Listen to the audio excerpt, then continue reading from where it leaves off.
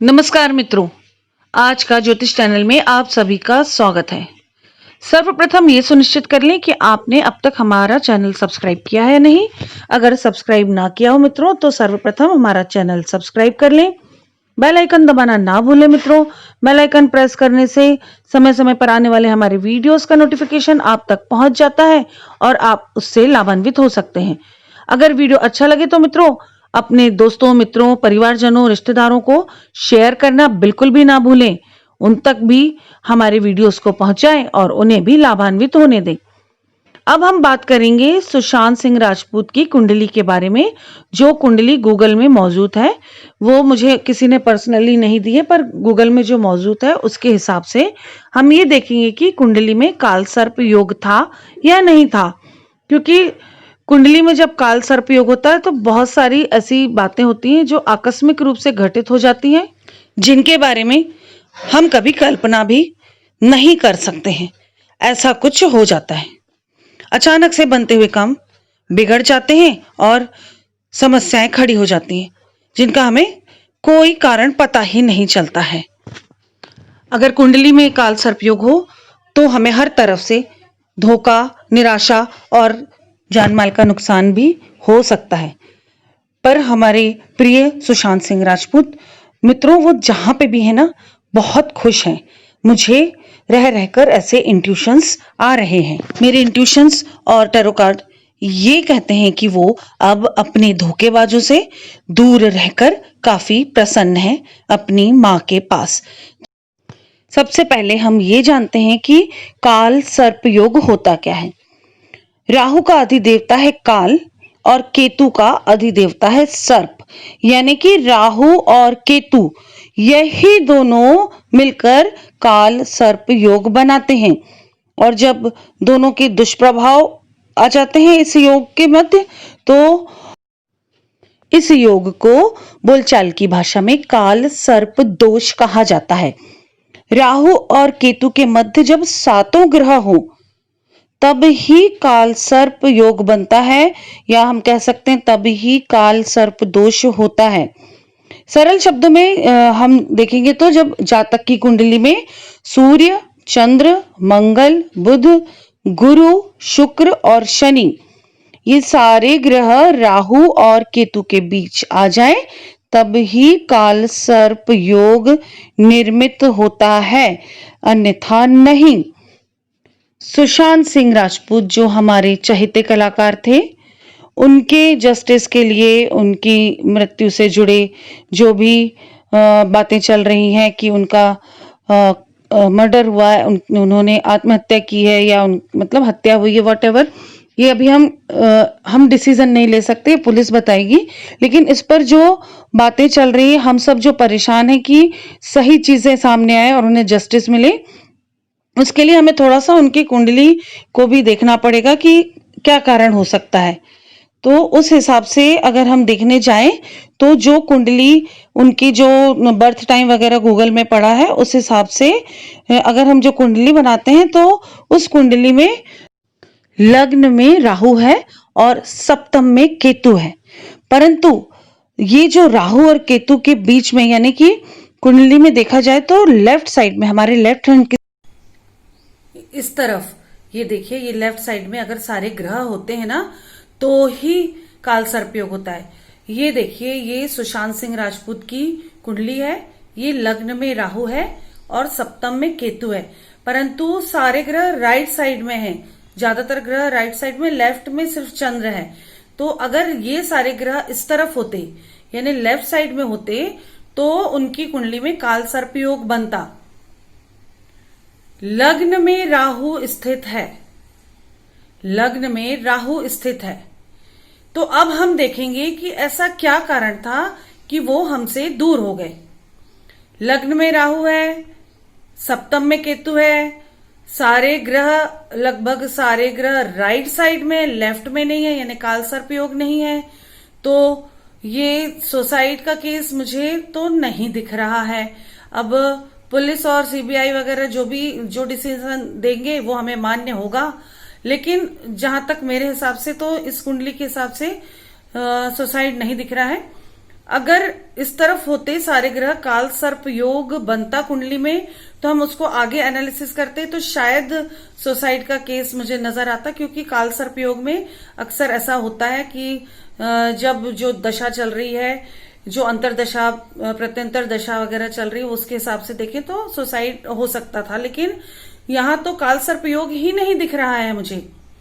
लग्न में राहु है, सप्तम में केतु है। अगर ये सारे ग्रह इधर होते तो ही काल सर्प योग बनता। इधर है काल सर्प योग, कतई नहीं है। चूंकि राहु में माफ कीजिए, ये लग्न में, ये जो 1 नंबर का भाव है, ये पहला, ये लग्न कहलाता है। लग्न में राहु है, तो ये राहु परेशानी तो देगा, लेकिन यही राहु उनको काफी टॉप पे लेके गया, बहुत पैसा दिलाया, यहां तक कि आज भी उनको हर कोई याद कर रहा है, यही राहु। अब हम देखते हैं कि उनकी क्या दशा चल रही थी, कौन सी अंतरदशा चल रही थी, कौन सी प्रत्यंतर दशा चल रही थी, और उसके साथ साथ सूक्ष्म दशा कौन सी चल रही थी, हमें ये भी देखना बहुत जरूरी है। तो आइए उसका विश्लेषण करते हैं। देखिए, बृहस्पति की दशा चल रही थी, यानी गुरु की दशा चल रही थी, और गुरु की ही दशा में गुरु की ही अंतरदशा थी, यानी बृहस्पति की दशा में बृहस्पति की अंतरदशा चल रही थी। और देखिए प्रत्यंतर दशा क्या थी, तो प्रत्यंतर दशा चल रही थी राहु की, यानी गुरु में गुरु और उसमें भी राहु। तो ये राहु 26 अप्रैल से लेकर 21 अगस्त तक राहु की प्रत्यंतर दशा थी, यानी कि गुरु की दशा में अंतरदशा गुरु की और प्रत्यंतर दशा राहु की, और लग्न में राहु विराजमान है।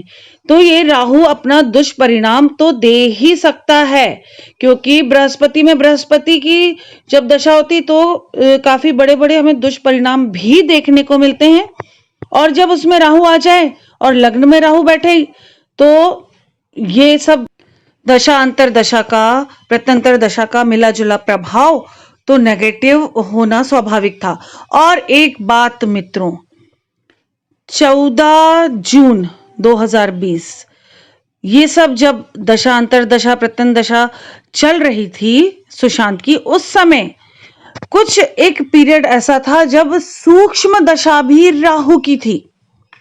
और जब बृहस्पति में बृहस्पति हो और उसमें राहु भी हो, और इसके साथ सूक्ष्म दशा, कुछ कुछ पीरियड आता है बहुत सालों के बाद, एक सूक्ष्म दशा राहु में राहु की हो जाती है, और लग्न में राहु हो, तो यह राहु ही उस जातक को हमसे दूर कर देता है, जुदा कर देता है। यही वजह थी कि सुशांत सिंह बच नहीं पाए, या अपने आप को बचा नहीं पाए, या जो कुछ भी हुआ उनके साथ वो हमारे बीच नहीं रहे। यही राहु ने उनको हम सबसे जुदा कर दिया, हम सबसे दूर कर दिया। किसी ने मुझे बताया कि जो गूगल में टाइम है उनका, दोपहर का 12 बजे का जन्म का समय जो गूगल में है, अगर ये सही नहीं है तो हम पता करते हैं। और फिर हमें बाद में बताया कि हमने पता किया, उनका सुबह का 11:30 का समय था। तो मैंने उस हिसाब से भी कुंडली देखी, तो दशा अंतरदशा सारी कुछ सेम आ रही है, क्योंकि जो टाइम पीरियड रहता है ना दशाओं का, वो उसमें 11:30 सुबह का भी टाइम है। तो जो जातक ये कह रहे हैं कि उनका सुबह का 11:30 का भी समय था, तो भी उन्हें मैं ये बताना चाहती हूँ कि ये राहु ही है जिसने उनको हमसे दूर किया है। अब हमें ये जानना है कि सूक्ष्म दशा का ने उनको हमसे छीना, परंतु उनकी मृत्यु का सही वक्त लगभग क्या हो सकता है, ये अब हम अगले वीडियो में टैरो कार्ड से निकालने की कोशिश करेंगे कि क्या जो वक्त हम सबके सामने आया, पुलिस को कंप्लेन की गई, उस वक्त के कुछ वक्त पहले उनकी मृत्यु हुई थी, या रात में हुई थी, या काफी वक्त पहले यानी 2-3 घंटे पहले हुई थी, इस सब का एनालिसिस हम अगले वीडियो में टैरो कार्ड में करेंगे। तो जो लोगों ने अभी तक भी हमारे चैनल को सब्सक्राइब नहीं किया है वो कृपया करके सब्सक्राइब कर दें, जिससे कि अगले वीडियो की जानकारी आपको तुरंत मिल जाए जैसे ही मैं वीडियो पोस्ट करूं और आपको नोटिफिकेशन आ जाए। अब हम सब मिलकर सुशांत सिंह राजपूत की आत्मा की शांति के लिए प्रार्थना करेंगे।